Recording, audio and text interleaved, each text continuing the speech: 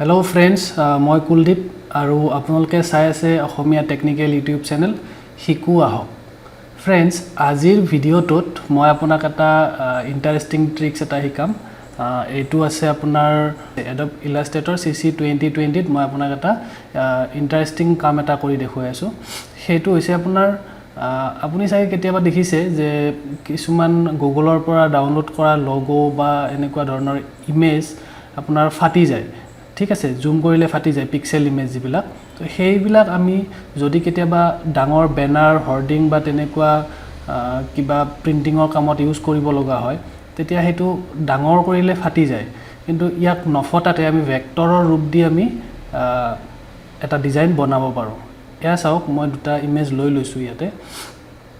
ঠিক আছে, এই ইমেজটো আপুনি চাওক, মই আপোনাক দেখুৱাই দিছোঁ।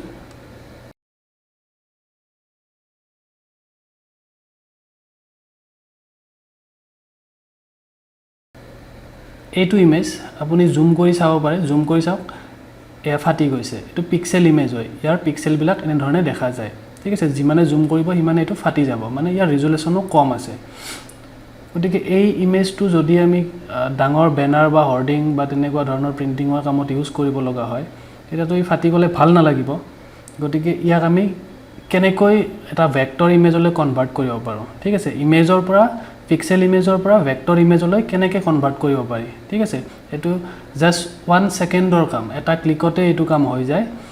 আপুনি এইটো অতি সহজতে কৰিব পাৰে, 1 মিনিটো নালাগে। ঠিক আছে, তো ভিডিঅ'টো শেষলৈকে চাব, এইটো বহুতেই ইণ্টাৰেষ্টিং ট্ৰিক হয়। যেনেকৈ এইটো ধৰক এডিডাছৰ লগো এটা, এই লগোটো মই নেটৰ পৰা ডাউনলোড কৰি লৈছোঁ, গুগলৰ পৰা। আৰু এইটো ইমেজ, এইটো এনেকৈ ডাউনলোড কৰি লৈছোঁ। এতিয়া চাওক, যিমান জুম কৰিলেও এইটো ফাটি যায়, যিমানে জুম কৰিব সিমানে ফাটি যাব। ঠিক আছে, ঠিক তেনেকৈ আকৌ এইফালে চাওক, এইটো এটা মই বনাই থৈছোঁ, এইটো একো কৰা নাই, জাষ্ট এটা ক্লিকৰ কাম। ঠিক আছে, এইটো আপুনি যিমানে জুম কৰক ফাটি নাযায়। ঠিক আছে, এইটো এটা ভেক্টৰ ইমেজ হয়। তো ভেক্টৰ ইমেজৰ সেইটোৱে এটা ভাল গুণ যে ইয়াক যিমান জুম কৰিলেও ভেক্টৰ ইমেজবিলাক ফাটি নাযায়। ঠিক আছে, আৰু ইয়াক বহুত ডাঙৰো কৰিব পাৰি। ঠিক আছে, আৰু পিক্সেল ইমেজবিলাক এনেকুৱা ধৰণে ফাটি যায়। তো আমি ভেক্টৰ ইমেজ এটা কেনেকৈ বনাম পিক্সেল ইমেজৰ পৰা। ঠিক আছে, বা গুগলৰ পৰা ডাউনলোড কৰা লগো এটাৰ পৰা আমি এটা হাই ৰিজলিউশ্যন লগো কেনেকৈ কনভাৰ্ট কৰিব পাৰোঁ। ঠিক আছে, তো সেইটো কৰিবৰ কাৰণে আমি এটা কি কৰিম, প্ৰথমৰ পৰা কৰি দেখাইছোঁ। মই নতুন পেজ এটা লৈ তাত এই লগোটো আনি লৈছোঁ। ঠিক আছে,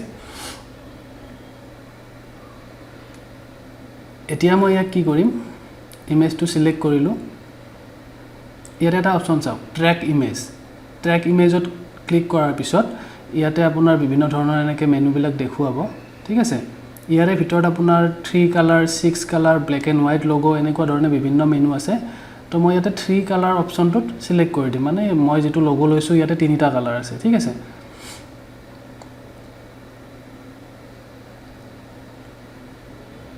ইয়াতে মই 3 কালাৰ অপশ্যনটো ছিলেক্ট কৰি দিলোঁ। আৰু ছিলেক্ট কৰি দিয়াৰ লগে লগে Adobe Illustrator-এ নিজে নিজে কনভাৰ্ট কৰি ল'লে, এইটো এটা ইমেজৰ পৰা এটা ভেক্টৰ ইমেজলৈকে কনভাৰ্ট কৰি ল'লে, পিক্সেলৰ পৰা ভেক্টৰ হৈ গ'ল এইটো। চাওক, এতিয়া ইয়াক আপুনি যিমানে জুম কৰক এইটো নাফাটে। ইয়াক আপুনি সৰু ডাঙৰ যি ইচ্ছা তাকে কৰিব পাৰে, নাফাটে। আৰু ডাঙৰ হৰ্ডিঙতো আপুনি এইটো ইউজ কৰিব পাৰে, যিকোনো কামত এইটো ইউজ কৰিব পাৰে। ইয়াক মই ডাঙৰ কৰি দেখুৱাইছোঁ, এয়া চাওক, যিমান ডাঙৰ কৰিলেও এইটো নাফাটে।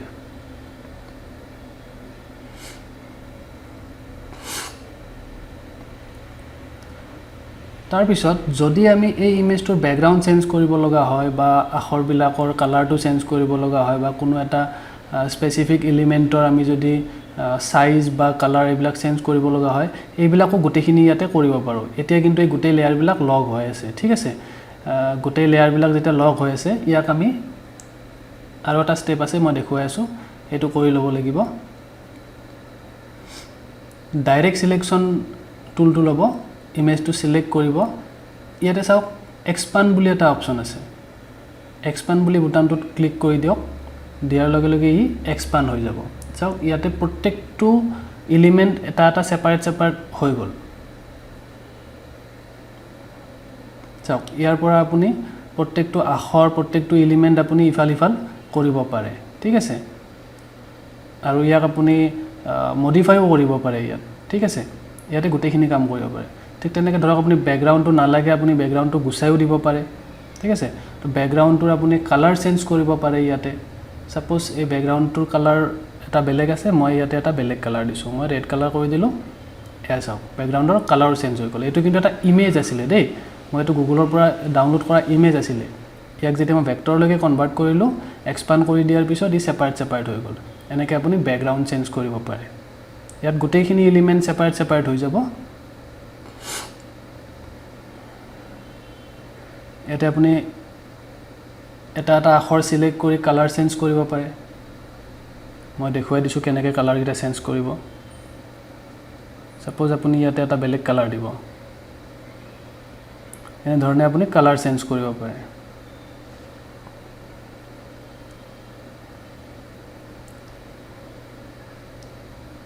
আপুনি যিটো ইচ্ছা কালাৰ তেনেকৈ আপুনি কালাৰ দিব পাৰে ইয়াতে এয়া চাওক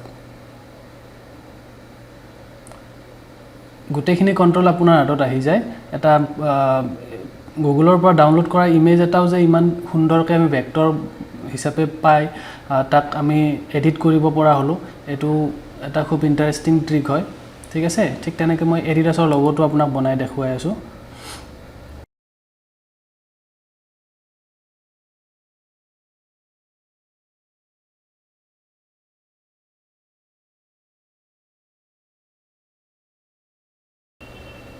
এটো কপি কৰিলো এটা নতুন ফাইল বনালো তাতে এটো মই পেস্ট কৰি ললো চাওক ইয়াক জুম কৰিলেই ফাটি গৈছে কিন্তু সেম প্ৰসেস মই আকৌ ফলো কৰি দেখুৱাই আছো আপোনাক ট্ৰেক ইমেজত গলো ইয়াত যেটো এটাই কালাৰ আছে ব্ল্যাক এন্ড হোৱাইট লোগো কৰি দিলো দিয়াৰ লগে লগে অটোমেটিক এই লোগোটো ভেক্টৰ ইমেজলৈকে কনভাৰ্ট হৈ গল চাওক আগতে জুম কৰিলে ফাটি আছিল এতিয়া ই নাফাটে এতিয়া আপুনি যিমানে ডাঙৰ কৰক ই কিন্তু কেতিয়াও নাফাটে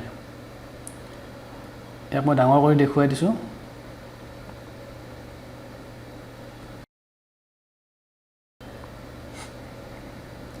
এয়া ইমেজটো বহুতখিনি ডাঙৰ কৰি দেখুৱাই দিলো ই তথাপিতো কিন্তু ফাটা নাই পিক্সেলছ বিলাক দেখা যোৱা নাই এটা সাপোজ আমি লোগোটোৰ কালাৰটো ব্ল্যাক আছে কিন্তু আমি সাপোজ ব্যাকগ্ৰাউণ্ডত এটা কালাৰ দি হে লোগোটো তাত বহাব লাগে এটো কেনেকৈ কৰিব মই আপোনাক দেখুৱাই আছো সাপোজ এটো ব্যাকত আপোনাৰ ব্যাকগ্ৰাউণ্ড কালাৰটো ব্ল্যাক আছে তাতে আপুনি এই লোগোটো দিব লাগে হোৱাইটত দিব লাগে হেতু কেনেকৈ কৰিব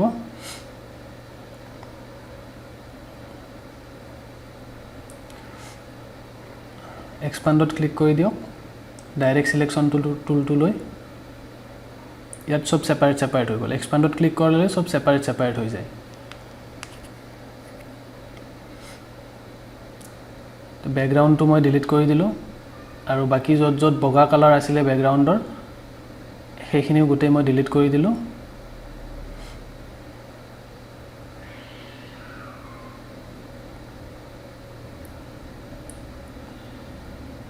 আৰু লোগোটো অল সিলেক্ট কৰি গ্ৰুপ কৰি দিলো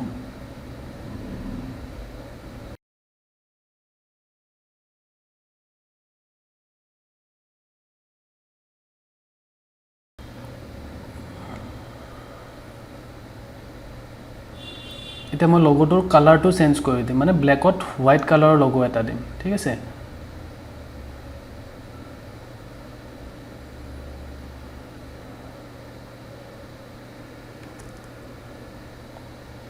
মই কালাৰটো হোৱাইট কৰি ললো আৰু ইয়াত বহুৱাই দিলো এটা দেখা যোৱা নাই মানে আপোনাৰ এটো সেন্ড টু ব্যাক কৰিব লাগিব ব্যাকগ্ৰাউণ্ড কালাৰটো লোগোটোৰ পিছফালে পঠিয়াই দিব লাগিব এয়া চাওক অতি সহজতে আৰু কম সময়ৰ ভিতৰতে আপোনাক এটা পিক্সেল ইমেজ এটাৰ পৰা মই ভেক্টৰ ইমেজ এটা কেনেকৈ কনভাৰ্ট কৰিব পাৰি এটো দেখুৱাই দিলো বহুত ইজি ট্ৰিক হয় আপোনাৰ সময় একেবাৰে নষ্ট নহয় কম সময়ৰ ভিতৰতে আপুনি এটা হাই ৰিজল্যুশন ইমেজ পাব পাৰে ঠিক আছে ভেক্টৰ ইমেজ এটা পাব পাৰে এটা সিম্পল এটা আপোনাৰ কম ৰিজল্যুশন থকা ইমেজ এটাৰ পৰা আপুনি গুগলৰ পৰা লোৱা ইমেজ এটাৰ পৰা আপুনি এটা ভেক্টৰ ইমেজ পাব পাৰে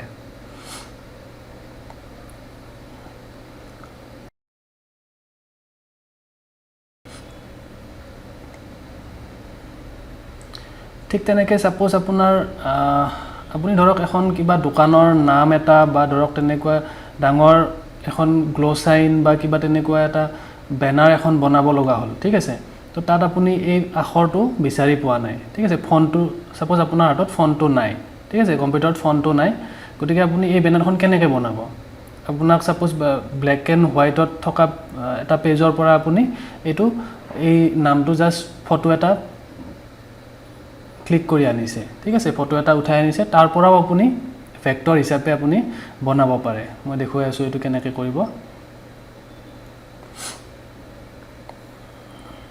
চাও এই আখৰটো ফাটি গৈছে মানে ইয়াক বেছি ডাঙৰ কৰিব পৰা নাযায় যদি আমাক এইখন 10 বাই 20 সাইজৰ 10 ফুট বাই 20 ফুট সাইজৰ এখন বেনাৰ বনাব লগা হয় তেতিয়াতো আমি এইটো আখৰ ইউজ কৰিব নোৱাৰো ফাটি যাব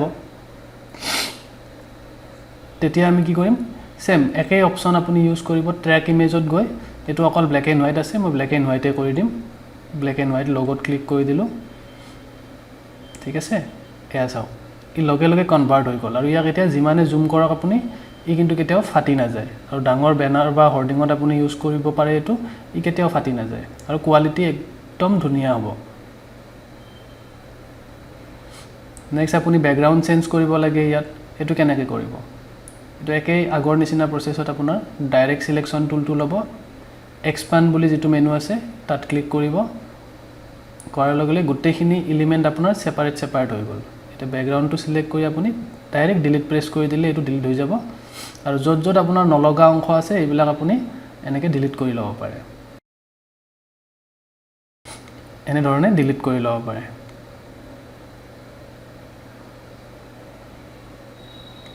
হৈ গ'ল অতি কম সময়ৰ ভিতৰত আৰু সহজতে আপুনি এটা হাই ৰেজুলেচন আপুনি এটা ইমেজ পাই গ'ল মই এটো এটা আপোনাৰ একদম সাধাৰণ ইমেজ এটা লৈছিলো জাস্ট ফটো মাৰি আনিছিলো এখন ব্ল্যাক এণ্ড হোৱাইট পেপাৰৰ পৰা আৰু তাৰ পৰা মই আপোনাক এই আখৰটো এটা হাই ৰেজুলেচন ভেক্টৰ লৈকে আপোনাক মই কনভাৰ্ট কৰি দেখুৱাই দিলো এটো অতি সহজতে কৰিব পৰা যায় জাস্ট আপোনাৰ দুটা ক্লিকৰ কাম ঠিক আছে আপুনি এটা কৈ আখৰ কাটি কাটি বনাবও দৰকাৰ নাই আৰু আপোনাৰ ফন্টটো বিচাৰি নাপালেও কোনো কথা নাই কেতিয়াবা এনেকুৱা ধৰণৰ ফন্ট বিলাক আপুনি কিনিব লগা হয় আৰু যেটোৰ কাৰণে বহুত প্ৰাইস আপুনি পে কৰিব লগা হয় ঠিক আছে গতিকে এইটো আপুনি ফ্ৰীতে এনে ধৰণে অতি সহজতে বনাব পাৰে সো फ्रेंड्स অতি সুন্দৰকৈ মই আপোনাক ট্ৰিকটো দেখুৱাই দিলো কেনে ধৰণে আপুনি এটা পিক্সেল ইমেজৰ পৰা ভেক্টৰ ইমেজ আপুনি কনভাৰ্ট কৰিব পাৰে জাস্ট দুটা ক্লিকৰ কাম ঠিক আছে তো फ्रेंड्स আপুনি যদি প্ৰথমবাৰৰ বাবে মোৰ চেনেলটো চাই আছে চেনেলটো অনুগ্ৰহ কৰি সাবস্ক্ৰাইব কৰি দিব